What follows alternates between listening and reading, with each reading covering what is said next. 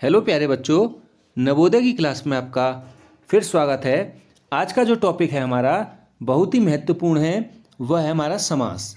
Chapter हमारा 6 है और ये जो टॉपिक होने जा रहा है बच्चों, समास, इससे करीब करीब आपके 1 या 2 प्रश्न जरूर पूछे जाते हैं नवोदय परीक्षा में, राजीव नवोदय प्रवेश परीक्षा में। ठीक है, तो शुरू करते हैं। और राजीव नवोदय ही नहीं, यदि आप किसी भी प्रतियोगी परीक्षा की तैयारी करते हो तो हिंदी में समास से लगभग 1 से 2 प्रश्न जरूर आते हैं। और इतना सरल चैप्टर है ये आपको नंबर ऐसे ही दे जाएगा। ज़्यादा आपको मेहनत करने की ज़रूरत नहीं है, बस हल्का सा आप सुन लीजिए, आपका कंसेप्ट बिल्कुल क्लियर हो जाएगा। मैं कोशिश करूँगा, इसमें ट्रिक वाली भी इसमें वीडियो है, इसमें मैं आपको ट्रिक के माध्यम से बताऊँगा। वीडियो थोड़ी सी लंबी ज़रूर हो जाएगी मगर आपका कंसेप्ट बिल्कुल क्लियर रहेगा। तो शुरू करते हैं आज की वीडियो। समास। देखिए बच्चों, समास होता क्या है। समास का अगर हम शाब्दिक अर्थ देखेंगे तो ये संक्षेप होता है। संक्षेप मतलब शॉर्ट, ठीक है। और ये दो या दो से अधिक शब्दों से मिलकर बने हुए नए सार्थक शब्द। जब 2 या 2 से अधिक हमारे कोई शब्द बनते हैं, वो भी सार्थक। सार्थक मतलब देखो, 2 प्रकार के शब्द होते हैं, सार्थक और निरर्थक। निरर्थक जिसका कुछ अर्थ ना निकले। देखिए मैं आपको समझाता भी चल रहा हूँ। सार्थक का मतलब जिसका कुछ अर्थ निकलता है। जैसे हमने बोला आटा, आटा बोला, ये सार्थक शब्द है। और एक शब्द बोल दिया हमने वाटा, आटा वाटा बोलते हैं ना हम, आटा वाटा। इसी तरीके से दूसरा शब्द लेते हैं, जैसे दाल वाल, ठीक है। तो इन शब्दों को हम निरर्थक शब्द बोल सकते हैं। तो सार्थक अर्थ मतलब उसका सही अर्थ निकले, तो ऐसे शब्दों को हम समास कहते हैं, ठीक है। तो इसका डेफिनेशन आई, 2 या 2 से अधिक शब्दों से मिलकर बने हुए जो नए सार्थक शब्द होते हैं वह हमारे समास कहलाते हैं। क्लियर है यहाँ तक। इसमें डेफिनेशन से अगर कोई रिलेटेड क्वेश्चन आएगा तो शब्दों से बने हुए नए शब्दों को हम क्या बोलेंगे, सार्थक शब्दों को हम समास कहेंगे। अगर क्वेश्चन उठेगा तो यहाँ से बन सकता है। दूसरा, समास को हम संक्षेप बोल सकते हैं, ठीक है। इसका जो शाब्दिक अर्थ होगा वो संक्षेप होगा। अगर प्रश्न बना तो आपका यहाँ से ये बन सकता है, और कोई इसमें प्रश्न बनने की संभावना नहीं है। आगे बढ़ते हैं। समास के भेद, यहाँ से प्रश्न बन सकता है। तो ध्यान रखना है बच्चों, समास के कितने भेद होते हैं। समास के कुल बच्चों 6 भेद दिखा रखे हैं। कितने भेद? अच्छा, भेद भी और प्रकार भी, दोनों का मतलब एक ही है। समास के कितने भेद होते हैं? 6, ठीक है। और कौन कौन से होते हैं? ये होता है पहला नंबर अव्ययी भाव समास, दूसरा हमारा तत्पुरुष समास, तीसरा कर्मधारय समास, चौथा हमारा द्विग समास, और 5वां हमारा द्वंद्व समास, और छठा हमारा बहुब्रीहि समास। ये 6 समास को मिला करके हमारा ये एक भेद बन जाता है, प्रकार बन जाते हैं किसके? समास के। अगर प्रश्न आया कि समास के कितने भेद होते हैं तो आप लिख सकते हैं 6। कौन कौन से होते हैं मैंने आपको डिटेल में बता दिया। ऐसे डिटेल में ये नहीं पूछेगा, केवल ऑप्शन में पूछ सकता है कि समास के निम्नलिखित में से समास के कितने भेद होते हैं। 1 2 3 4 6, ठीक है। तो आप बता सकते हैं कि 6 भेद होते हैं। क्लियर है? आई होप आपकी समझ में यहाँ तक आ गया होगा। आगे बढ़ते हैं। अब सबसे पहले देखिए अव्ययी भाव समास। अव्ययी भाव समास क्या होता है बच्चों? इसमें मैंने आपको शॉर्ट ट्रिक भी बताऊंगा और डिटेल भी बताऊंगा, जिससे कि आपका कंसेप्ट बिल्कुल क्लियर रहो, आपको बिल्कुल डाउट ना हो कि यह अव्ययी भाव समास है या दूसरा समास है। तो शुरू करते हैं। पहला अव्ययी भाव समास। देखिए बच्चों, अव्ययी भाव समास कहेंगे किसको? सबसे पहले आपको ये कंसेप्ट क्लियर करना है कि इस किसको कहेंगे। तो जिस समास में पहला पद अव्यय तथा प्रधान हो, पहचान के लिए उपसर्ग की भांति प्रथम पद, ठीक है। सबसे पहले मैंने कहा, इसकी डेफिनेशन बताई कि जिस समास में पहला पद क्या हो? अव्यय हो बच्चों, और प्रधान हो। पहला पद, अब देखो इसमें 2 पद होंगे, ठीक है। तो 2 पद होंगे, एक उसमें क्या होगा? अव्यय होगा, और दूसरा उसमें वही अव्यय शब्द जो है प्रधान भी होगा, ठीक है।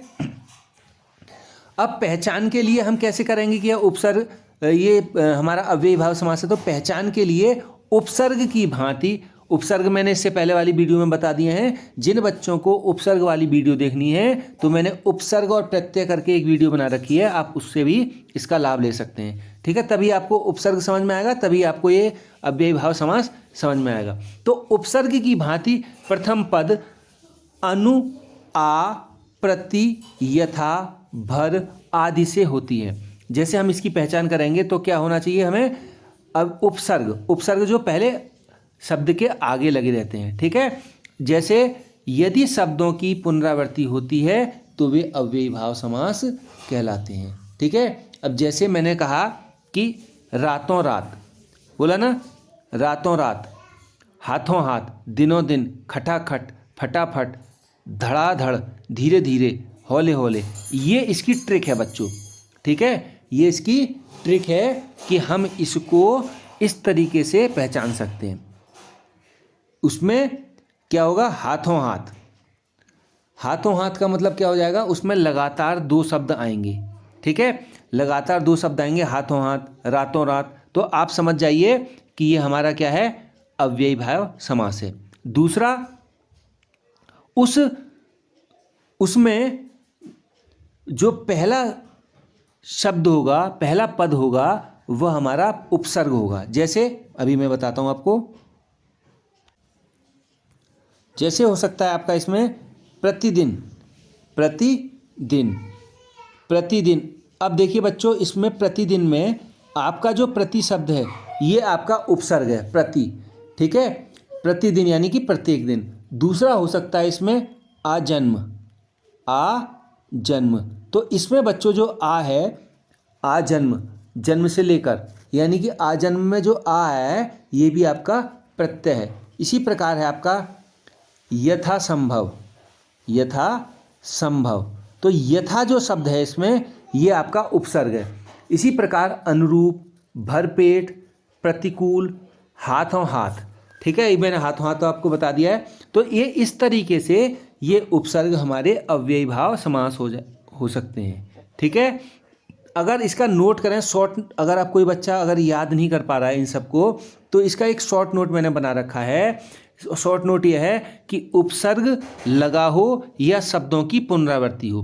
क्या, अगर कोई शब्द है, जैसे मैंने आपको बोला कि प्रतिदिन, प्रतिदिन बताया ना आपको, प्रतिदिन, तो इसमें या तो उस अव्ययी भाव समास में या तो उपसर्ग की, आपको उस शब्द में उपसर्ग महसूस होगा कि इसमें प्रति उपसर्ग है, या दूसरा आप ऐसे पहचान सकते हैं कि जैसे फटाफट है, धड़ाधड़ है, उसी शब्द की दोबारा आपको पुनरावृत्ति सुनाई देगी। जैसे धीरे धीरे, हौले हौले, खटाखट, दिनों दिन, रातों रात, हाथों हाथ, ये अव्ययी भाव समास के उदाहरण हैं। तो आपको ये याद भी हो जाएंगे, और आप याद नहीं कर पाओ तो ये दो शब्द याद कर लें कि उपसर्ग लगा होगा और शब्दों की पुनरावृत्ति होगी, तो वह हमारा अव्ययी भाव समास होगा। क्लियर है बच्चों? आई होप ये आपको समझ में आ गया होगा। दूसरा एग्जाम्पल दूसरा हम जो पॉइंट पढ़ेंगे वो पढ़ेंगे तत्पुरुष समास। तत्पुरुष समास क्या होता है बच्चों, उसके बारे में चर्चा करते हैं। तत्पुरुष समास हमारा वह होता है जिस समास के बाद अथवा उत्तर पद। अब देखिए बच्चों, उत्तर पद क्या हुआ, उत्तर पद आपका मतलब हुआ बाद। देखो, दो, मैं बार बार अभी पूर्व पद और उत्तर पद का नाम लूंगा तो आप समझ जाए ना, पूर्व का मतलब है पहले, ठीक है, इधर का शब्द, और उत्तर का मतलब होगा बाद, यानी कि इधर का। जैसे मैंने कोई शब्द बोला, जैसे मैंने अभी आपको पिछला एक एग्जाम्पल दिया था, जैसे प्रतिदिन, इस तरीके से बोला था ना, तो प्रति हमारा पूर्व पद हुआ और दिन जो है हमारा उत्तर पद हुआ। इस तरीके से हम पूर्व पद और उत्तर पद, मतलब पूर्व मतलब पहले का शब्द और उत्तर जो है बाद का शब्द कहलाते हैं। ठीक है, आगे बढ़ते हैं। तो जिस समास में बाद यानी कि उत्तर पद प्रधान हो तथा दोनों के बीच कारक चिन्ह लगा हो, कारक चिन्ह लुप्त हो जाता हो, लुप्त मतलब उसमें हमें दिखाई ना दे, ठीक है, वह अंडरस्टूड हो, तो वह हमारा तत्पुरुष समास होगा। तो तत्पुरुष समास का मतलब है कारक चिन्ह से, बस ऐसे याद रखेंगे। अब कारक चिन्ह कैसे आएगा, क्या शब्द होगा, उसके लिए हम एग्जाम्पल देखने से पहले कारक चिन्हों की जानकारी देंगे। देखिए बच्चों, 8 प्रकार के हमारे कारक चिन्ह होते हैं। इनकी आपको अभी मैंने पढ़ाया नहीं है, जब हमारा अव्ययी भाव संज्ञा से अव्ययी भाव तक हमारा जो चैप्टर आएगा उसमें आपको मैं क्लियर करूंगा कारक चिन्हों के बारे में। अभी हल्का हल्का आप देख लेंगे, मैंने लिख भी दिया है ताकि आपको कंसेप्ट क्लियर रहे कि कारक चिन्ह होते क्या हैं। देखो बच्चों, कारक चिन्ह ये होते हैं कि कर्ता ने, इनको आपको इस तरीके से याद कर लेना है टेबल के रूप में। कर्ता ने कर्म को करण से, के द्वारा, ये इसका करण से मतलब के द्वारा, और संप्रदान को के लिए, ठीक है। संप्रदान को के लिए, अपादान से, ये अलग होने के लिए होता है अपादान, ठीक है। संबंध का की के, रा री रे और नानी ने, ठीक है, ये हो जाता है। फिर अधिकरण में पे पर, ये होगा, और संबोधन के लिए ए हे अरे ओ, ये होगा, ठीक है। आपको मोटा मोटा इसको देख लेना है, ठीक है। उसके बाद आपको ये याद करना चाहें तो याद भी कर लेना, ताकि आपको कंसेप्ट बिल्कुल क्लियर रहे, आगे भी आपके काम आएंगे। अभी याद कर लेंगे तो आगे आपको दिक्कत नहीं होगी। तो क्या है, कर्ता ने कर्म को करण से के द्वारा संप्रदान को के लिए अपादान से अलग के संबंध में है, संबंध काकी के रारी रे नानी ने, अधिकरण में पेपर, और संबोधन ए हे अरे ओ। ये इस तरीके से आप याद कर लोगे।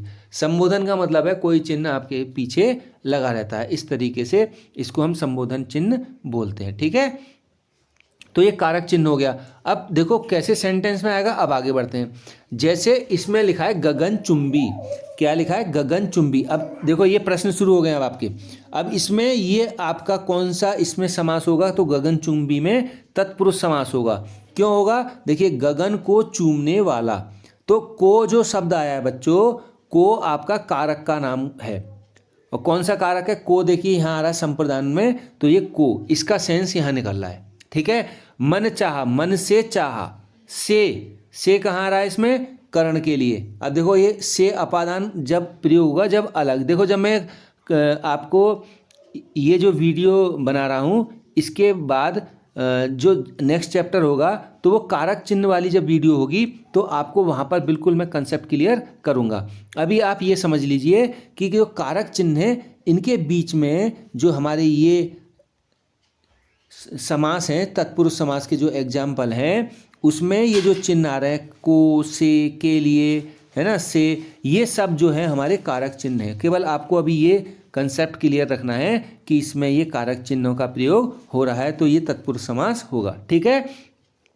आगे बच्चों ऐसे ही मन चाहा, यानी कि मन से चाहा। प्रयोगशाला, प्रयोग के लिए शाला, ठीक है। धनहीन, धन से हीन, यहाँ से आ गया। राजपुत्र, राजा का पुत्र, का आ गया, तो ये क्या है, सब ये कारक चिन्ह है। गृह प्रवेश, गृह में प्रवेश, घर में प्रवेश, ठीक है। युद्ध क्षेत्र, युद्ध का क्षेत्र, ठीक है। ये सब किसके उदाहरण है बच्चों, तत्पुरुष समास के। क्लियर है। आगे बढ़ते हैं ऐसे ही। ध्यान मग्न, यानी कि ध्यान में मग्न। अब देखो इसका शॉर्ट नोट मैंने बनाया है कि बाद का पद प्रधान, बाद का पद मतलब जैसे मैंने बोला युद्ध क्षेत्र, तो इसमें क्षेत्र क्या है, बाद वाला शब्द, तो ये बाद वाला प्रधान, प्रधान मतलब इसकी ज़्यादा ताकत है।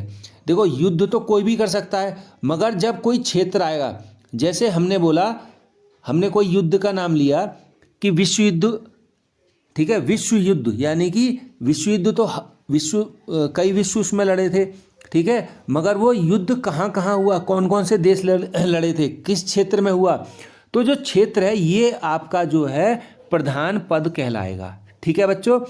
ऐसी राजपुत्र, अब राजा तो हर कोई है, हर देश हर कोई अपने घर का राजा है, ठीक है, मगर कौन सा पुत्र, जो पुत्र होगा वह हमारा क्या होगा, प्रधान पद होगा। क्लियर है बच्चों। तो ये प्रधान पद, इसमें बाद का जो प्रधान पद होगा और उसके साथ कारक चिन्ह जो आएंगे वह हमारे, इसमें कारक चिन्हों का लोप होता है। इसमें देखो कारक चिन्ह इनमें कहीं नहीं आया है। कारक चिन्ह कहाँ आएगा, जब हम इसको डिटेलिंग करेंगे, जब उसके बारे में हम जानेंगे, इसको विग्रह करेंगे, समास का विग्रह जब हम करेंगे तब हमें मालूम पड़ेगा कि इसमें कारक चिन्ह का प्रयोग इसमें हो रहा है। यह कारक चिन्ह का प्रयोग है और यह कारक चिन्ह का प्रयोग का लोप है, यानी कि यहाँ से लुप्त है, यहाँ पर नहीं है। जैसे राजपुत्र मतलब राजा का पुत्र, तो इसमें का क्या है, इसमें गायब है, तो इसमें कारक चिन्हों का लोप रहता है, यानी कि वो दिखाई नहीं देता और विग्रह में दिखाई देता है। हम जब उसे डिटेलिंग करेंगे राजा का पुत्र, तो हमें मालूम पड़ जाएगा कि इसमें कारक चिन्ह लगा है और राजपुत्र क्या हो जाएगा हमारा तत्पुरुष समास। अब पेपर में ये चीज़ नहीं आएगी लिखी हुई, पेपर में बच्चों ये चीज़ नहीं आएगी, पेपर में इस तरीके के नाम दिए होंगे, जैसे राजपुत्र दे देगा, बताइए निम्नलिखित में से राजपुत्र में कौन सा समास होगा। अब उसमें 4 नाम दे देगा, कर्मधार है, तत्पुरुष समास, द्वंद्व समास या बहुब्रीहि समास। तो आपको बता देना है कि राजपुत्र यानी कि राजा का पुत्र, यानी कि कारक चिन्ह इसमें लोप है, तो ये तत्पुरुष समास है। इस तरीके से आपको आइडेंटिफाई करना होगा, ठीक है। आगे बढ़ते हैं। तीसरा जो हमारा समास है बच्चों बहुत ही महत्वपूर्ण है, वो तो तीसरा समास है आपका, कौन सा समास है? कर्मधारय समास। देखिए बच्चों, कर्मधारय समास जो होता है, इस समास में पहला पद आपको समझ में आ गया होगा। पहला पद जैसे नीलकंठ है तो इसमें पहला पद ही हो जाएगा, ठीक है। विशेषण होता है, क्या होता है? विशेषण। और उत्तर पद यानी कि बाद वाला पद यानी कि उत्तर पद ये वाला, वो विशेष्य होता है। और इन दोनों में उपमेय तथा उपमान का संबंध होता है। मतलब ये जो शब्द है, ये शब्द इसकी क्या करता है? विशेषता बताएगा, विशेष्य बताएगा कि ये इसकी ये विशेषता है। जैसे एग्जाम्पल से आप समझेंगे, पेपर में ये प्रश्न आएगा कि नीलकंठ कैसा उदाहरण है? कर्मधारय। क्यों है नीलकंठ? अब देखिए, नीला है कंठ जिसका, जो है नीला है जो कंठ, तो नीलकंठ यानी कि कौन सा हो जाएगा? कर्मधारय समास, ठीक है। ऐसी चरण कमल कौन सा इसमें समास आएगा? कमल के समान जिसके चरण, ठीक है। कमल नयन, कमल के समान जिसके नयन, ठीक है। ऐसी मंद बुद्धि है जो मंद, वो हो जाएगा मंद बुद्धि। परमानंद, परम है जो आनंद। ये सब कर्मधारय के एग्जाम्पल है। इसी तरीके से चंद्रमुख, चंद्र के समान मुख। महात्मा, महान है जो आत्मा, यानी कि महात्मा। इसी प्रकार पंचक्की, पानी से चलने वाली चक्की, पंचक्की। क्लियर है बच्चों? ये सब कर्मधारय के आपके एग्जाम्पल हैं। इनको आप याद भी कर लेंगे, लिख भी लेंगे, ठीक है, ताकि आपको ये नोट्स भी बन जाएं और आपको ये आगे याद भी रहे। देखो बच्चों, अभी आप 5 में पढ़ रहे हैं या 6 में पढ़ रहे हैं या 7 में या 8 में, ये जो चीज़ मैं पढ़ा रहा हूँ हिंदी में, ये आपके हाई स्कूल इंटर तक, जब तक आप पर हिंदी विषय रहेगा तब तक ये आपके सामने आते रहेंगे। इसीलिए आज आप ढंग से समझ लेंगे तो आगे आपको दिक्कत नहीं होगी। तो इसका जो ट्रिक है बच्चों, इसकी ट्रिक ये है कि पद के मध्य में है जो के समान आदि आते हैं। जैसे मैंने बोला है जो, इस तरीके से नीलकंठ, नीला है जो कंठ, है जो आया ना, ऐसे ही के समान। जैसे कमल नयन यानी कि कमल के समान। तो ये 2 ट्रिक मैंने निकाली हैं इसमें से। पद के मध्य में है जो और के समान आते हैं, वे हमारे क्या कहलाते हैं? कर्मधारय समास कहलाते हैं, ठीक है। आप इसको आइडेंटिफाई कर सकते हो इस तरीके से, ठीक है। तो ये आपका कर्मधारय। अब अगला समास देखते हैं बच्चों। अगला समास है हमारा द्विग समास। देखिए, द्विग समास आप नाम से ही समझ रहे होगे। द्विग मतलब द्वि मतलब 2, ठीक है। 2 यानी कि नंबर आ गया। यानी कि जिन समासों में पूर्व मतलब पूर्व का पद, यानी कि पहला पद क्या होता है? संख्यावाची होता है। द्विग मतलब 2, यानी कि 2 नंबर आ गया ना, तो नंबर क्या होगी? ये संख्या हो गई। तो संख्यावाची हो वह हमारा द्विग समास कहलाता है। द्विग समास, ठीक है, ध्यान रखना। देखो, इसकी हिंदी भी याद कर लेंगे आप। द्विग किस तरीके से हमने लिख रखा है, क्योंकि एक अभी समास और आएगा जिसे द्वंद्व बोलेंगे, ठीक है। तो आप कंफ्यूज करोगे तो द्विग, ग भी आ रहा है इसमें, ठीक है। द्वि मतलब हो जाएगा बच्चों 2 से, 2 मतलब संख्यावाची। जैसे तिरंगा में क्या आ गया? 3 रंगों का समूह, ठीक है। चौराहा, आ गया, मतलब 4 राहों का समूह। दोपहर मतलब 2 पहरों का समूह, तो 2 आ गया ना, नंबर सब में बनेगा। नवरात्र यानी कि 9 रात्रियों का समूह, 9 आ गया ना इसमें। सप्ताह 7 दिनों का समूह, 7 आ गया ना। तो इस तरीके से इसमें सब में आपको कुछ ना कुछ नंबर जरूर देखने को मिलेगा। ऐसे ही त्रिकोण मतलब 3 कोणों का समाहार, ठीक है। चौमासा मतलब 4 मासों का समाहार। त्रिलोक यानी कि 3 लोकों का समाहार। इसी तरीके से पंचमणि, 5 मणियों का समाहार। तो इसमें सब में आपको संख्या देखने को जरूर मिलेगी, तभी ये हमारा कौन सा समास कहलाएगा बच्चों? द्विग समास। अब इसका शॉर्ट नोट क्या बनाया हमने? पहला पद संख्यावाची हो तो वो कौन सा समास कहलाएगा? द्विग समास। क्लियर है? तो इनके बच्चों आप एग्जाम्पल जरूर लिख लें। अगर आप पूरा नहीं लिखते हैं तो इतना जरूर कर लें कि ये द्विग समास लिखें और इसके आगे ये एग्जाम्पल जरूर लिख लें, ताकि आपको इतना कंसेप्ट क्लियर हो कि ये द्विग समास का उदाहरण है, ये कर्मधारय का उदाहरण है, ये हमारा द्वंद्व समास का उदाहरण है, ठीक है। अब अगला समास जो है हमारा, वह है हमारा कौन सा समास है?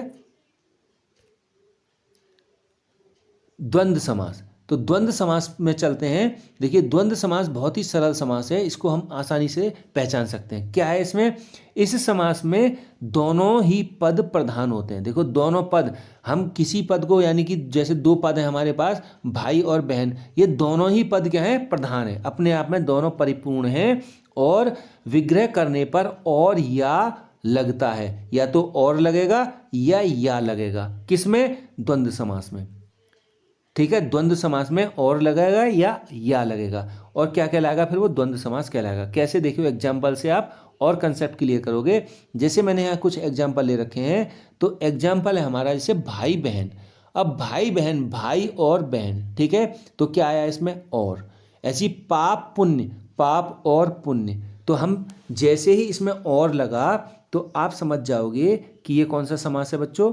ये हमारा द्वंद्व समास है। सुख दुख, सुख और दुख आ गया। भला बुरा, भला या बुरा, ठीक है।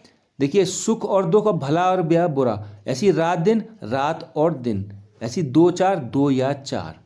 अपना पराया, अपना और पराया। राधा कृष्ण, राधा और कृष्ण। ठंडा गरम, ठंडा या गरम। तो ये जो और या आए, इससे हम कंसेप्ट क्लियर कर रहे हैं कि ये हमारे क्या हैं? द्वंद्व समास के एग्जाम्पल हैं। ठीक है, इसकी अब एक ट्रिक है, बहुत सरल ट्रिक है, आप आंख बंद करके भी समझ सकते हो कि ये हमारी ट्रिक कितनी कामयाब रहेगी। क्यों?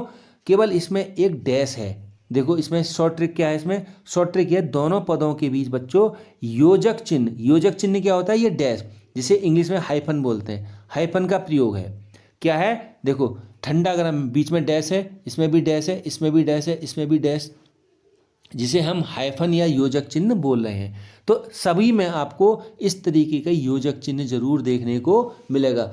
99.99% में मैंने अभी तक जितने भी एग्जाम्पल देखे, 0.01% में कह नहीं सकता कहीं पर ना इसका प्रयोग हुआ हो, मगर मोस्टली एग्जाम्पल में मैंने 8-10 बुक्स को देखा है, यूट्यूब पर भी वीडियो देखी हैं, उसके बाद ये सब निष्कर्ष निकाला है कि ये ज़्यादातरों में 99.99 इसीलिए लिखा है क्योंकि 0.0% हो सकता है कहीं ना लगता हो। ठीक है, तो इसीलिए आप ये मान के चलेंगे कि द्वंद्व समास में बीच में हाइफन या योजक चिन्ह का प्रयोग होता है। तो आप को एग्जाम्पल में जैसी दिखे कि डैश लगा है, तो आप इसको द्वंद्व समास लगा सकती हो। ठीक है, और दूसरा अगर आपको उदाहरण रहता है तो और या वाला एग्जाम्पल भी ध्यान में रख सकते हो। अब अगला है बच्चों आपका लास्ट समास, बहुब्रीहि समास। बहुब्रीहि समास जो है, इस समास में दोनों पदों में कोई भी पद प्रधान नहीं होता। इसमें दो पद होते हैं और दोनों पद क्या होते हैं? दोनों पद में कोई भी पद प्रधान नहीं होता, और दोनों पद जो है ये मिलकर के किसी तीसरे पद की ओर संकेत करते हैं। मतलब अभी आपको एग्जाम्पल के द्वारा बिल्कुल समझ में आएगा। इसमें जो दो पद होते हैं, मान लिया एक पद ये है और दूसरा पद ये है, तो तीसरे पद की ओर ये क्या करेंगे? इशारा करेंगे कि इसका मतलब ये होगा। ठीक है, कैसे? अब देखते हैं। जैसे लंबोदर, देखो लंबोदर, लंबोदर लंबा है उदर, उदर मतलब होता है बच्चों पेट, लंबा है पेट जिसका, अर्थात गणेश। अब देखिए लंबोदर, अब दो शब्द आए इसमें, लंबोदर, लंबो और दर, इसमें दो शब्द आए ना, लंबोधन दर। अब देखिए दोनों जो शब्द हैं क्या हैं? इनमें प्रधान पद कोई नहीं है दोनों में, मतलब दोनों में कोई भी प्रधान पद नहीं है, मगर दोनों पद अगर हम मिला रहे हैं, लंबा है उदर जिसका, दोनों को जोड़ दिया, अर्थात लंबा है उदर, पेट किसका लंबा है? अगर हम भगवानों की बात करेंगे तो आप देखेंगे गणेश जी का हमारा जो पेट है बहुत ही बड़ा है, तो ये किसकी ओर उदाहरण वो कर रहा है? तो ये गणेश जी की ओर इशारा कर रहा है। और भगवान का नाम भी अगर आप ध्यान से सुनोगे तो लंबोदर जो है हम किसको बोलते हैं? गणेश भगवान जी को बोलते हैं। तो गणेश जो है इसका सही उत्तर हो जाएगा, और इसका जो अगर समास होगा वो बहुब्रीहि समास होगा। ठीक है, दशानन। अब देखिए बच्चों, अब कई बच्चे हैं कंफ्यूज करेंगे दशानन। अब ध्यान से सुनना, अब कोई कहेगा 10 आ गया, तो जब 10 आ गया तो 10 के लिए मैंने क्या बताया था बच्चों? अभी आपको बताया था, जब अगर कहीं पर नंबर आ जाता है तो वो कौन सा उदाहरण हो जाता है? द्विग समास। कई बच्चे यहाँ पर द्विग समास भी उत्तर इसका लगा सकते हैं, जो बिल्कुल सही है, मगर ध्यान से सुनना, द्विग समास बच्चों यहाँ पर गलत हो जाएगा। आप 10 समझ करके यहाँ पर द्विग लगा दोगे तो उत्तर आप कहोगे कि सही है, मगर उत्तर आपका इनडायरेक्टली गलत होगा। क्यों गलत होगा? आपको तो जानकारी थी भाई द्विग की, मगर आपने बहुब्रीहि समास नहीं पढ़ा तो आपको दिक्कत हो सकती है। इसीलिए आपको दोनों में अंतर जानने की ज़रूरत है। देखो बच्चों, द्विग समास में आप संख्यावाची को मान करके बिल्कुल सही कर दोगे और उत्तर आपका सही हो जाएगा। मगर ध्यान रखना, जहाँ पर जब संख्यावाची हमारा पद है और उसके साथ वो दोनों पद को मिला करके किसी तीसरे की ओर इशारा कर रहे हैं तो वह हमारा और केवल बहुब्रीहि समास ही होगा, द्विग समास नहीं होगा। कैसे हमने इसे जाना? देखिए, दशानन, 10 हैं शीश जिसके, 10 हैं आनन, आनन मतलब होता है बच्चों शीश, शीश मतलब सिर जिसके, तो 10 शीश किसके हैं? रावण, अर्थात रावण। तो इसका उत्तर क्या होगा? तीसरे पद की ओर संकेत कर रहा है। जब ये तीसरे पद की ओर संकेत कर रहा है तो ये किसका उदाहरण हो जाएगा? बहुब्रीहि समास का। क्लियर है? इतना सा आपको ध्यान रखना है बस। बाकी द्विग समास क्या होगा? द्विग समास में संख्यावाची हो, जैसे दशानन है तो आप आंख बंद करके द्विग समास पर टिक कर सकते हैं, किंतु ध्यान रखना है जहाँ पर दशानन यानी कि 10 शीश वाला की बात कर रहा है तो वहाँ पर आप द्विग को नहीं करेंगे, बहुब्रीहि को टिक करेंगे। ठीक है, समझ में आ गया? अगर उसमें अभी कभी कभी ऐसे भी हो जाता है, दशानन दिया है और वो बहुब्रीहि का नाम नहीं है, कर्मधारय है, द्वंद्व है, तत्पुरुष समास है, ठीक है, तो उस समय आप द्विग उस पर टिक कर सकते हैं। अगर वहाँ पर ये आएगा कि इनमें से कोई नहीं, तो वहाँ पर इनमें से कोई नहीं भी उत्तर ठीक हो सकता है। ठीक है, तो आपको कंफ्यूज नहीं होना है। जब दशानन आएगा तो तीसरा अर्थ निकालना है तो इसका मतलब वो रावण हो जाएगा। आगे बढ़ते हैं। चक्रपाणि, चक्र यानी कि चक्र किसके हाथ में रहता है? भगवान विष्णु के। पाणी मतलब, देखो इनके अर्थ भी बच्चों आपको आने चाहिए। चक्र मतलब तो चक्र हो गया, पाणी, पाणी मतलब होता है हाथ, तो हाथ में चक्र किसके? अर्थात भगवान विष्णु। पीतांबर, पीला है जिसका अंबर, अंबर मतलब वस्त्र से है यहाँ पर, तो पीले वस्त्र कौन पहनता है, कौन धारण करता है? भगवान कृष्ण। ठीक है। नीलकंठ, अब देखिए नीलकंठ का कर्मधारय में भी उदाहरण दिया था, नीला है कंठ जिसका, अर्थात भगवान विष्णु, सॉरी भगवान शिव, तो यहाँ पर शिव हो जाएगा, यानी कि तीसरे पद की ओर ले जा रहा है, तो इसका मतलब ये हमारा बहुब्रीहि समास सही होगा। गजानन, गज के समान आनन, आनन मतलब सिर, तो कौन सा होगा? गणेश। ठीक है, क्योंकि आप जब देख रहे होगे गणेश जी की, आपने प्रतिमा देखी होगी या मूर्ति देखी होगी, चित्र देखा होगा, तो उनकी सूंड है आगे, जब सूंड है तो बच्चों क्या हो जाएगा? वो हमारे गणेश जी हैं। ठीक है, और गज की तरह हैं तो अर्थात हमारे इसमें बहुब्रीहि समास आ जाएगा। ऐसे आगे गिरिधर, गिरि मतलब हो जाएगा पर्वत और धर मतलब उठाने वाला, धारण करने वाला। तो गिरि को किसने उठाया था?